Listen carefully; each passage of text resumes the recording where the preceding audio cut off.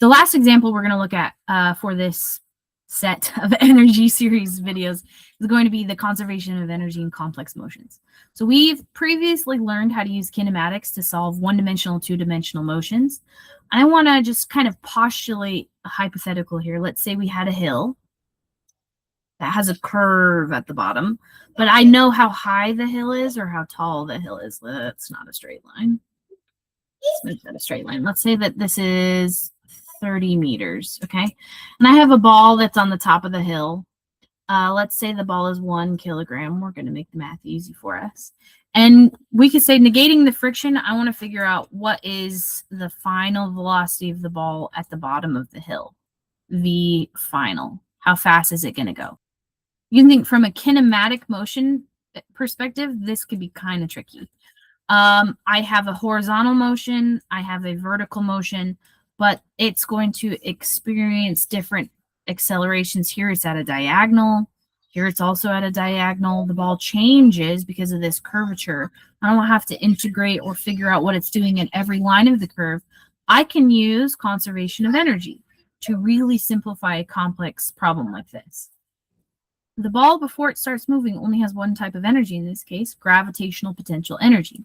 So its energy, initial, because it's not moving, is just going to be the potential energy, which is the mass of the ball, the gravitational acceleration from Earth, and the height of the hill, because at the bottom of the hill is going to reach 0. And the final energy of the ball is going to be all kinetic energy, because it's at the bottom of the hill. It now no longer has a height. H is 0. So it has kinetic energy, which is going to be 1/2 the mass of the ball, the velocity squared, which turns out I didn't even need to know what the mass of the ball was. In this case, if energy is conserved, all the potential energy gets turned into kinetic energy. So the mass, gravity, height is going to equal 1/2 the mass, the velocity squared. Mass cancels. I'm going to solve for velocity by multiplying 2 to the other side and taking the square root. And then I have to account for the direction after. But the velocity is going to equal the square root of 2gh, which we saw in the previous video. In this case, I can actually plug in numbers. This is 9.81 meters per second squared, just to show you that the units should match. What I want is, if it's velocity, I want meters per second. This is then going to be a height of 30 meters. Under square root, I have meters squared per second squared. So that looks good. It's going to give me meters per second. You can calculate this.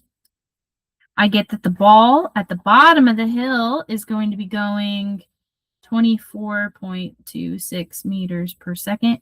I'm going to count, because of the way I've drawn it, because of the way I've set it up, it's going to go to the right. So this is how we can really break down something that would look kind of tricky or complex in terms of its motion. We can really simplify it just using the fact that energy has to be conserved.